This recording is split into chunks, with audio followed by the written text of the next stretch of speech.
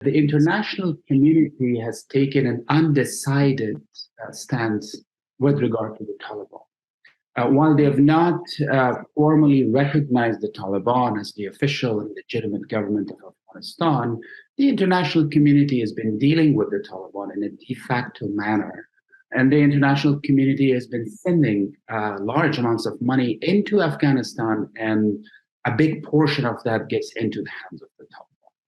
At best, the impact would be that much of these funds that would go into Afghanistan would get into the hands of the Taliban and would be used to ensure the implementation of the Taliban agenda.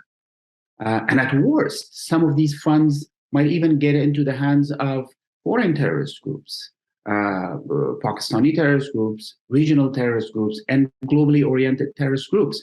Because as I mentioned earlier, all of these groups currently operate in Afghanistan. They have a heavy presence there. They are free to move across the country as they wish. And the Taliban have continued a cordial relationship with most of these groups. So any funds that would go into Afghanistan has a major risk of getting into the hands of these terrorist groups that could be used to destabilize the region and the world.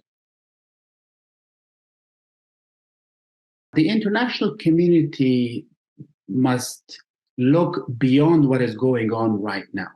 The current state of affairs in Afghanistan, the way the Taliban are ruling the country, the way the Taliban have restricted the people, the way the Taliban have isolated Afghanistan from the rest of the world cannot really continue for too long into the future. So the international community must work with Afghans to get to the bottom of it and to come up with a long-term solution. And that long-term solution is a support from the international community for creating an inclusive, broad-based government in Afghanistan, a type of government that can work with the international community, that could be a member of the international community, not only a burden and a threat to the security and stability of the international community.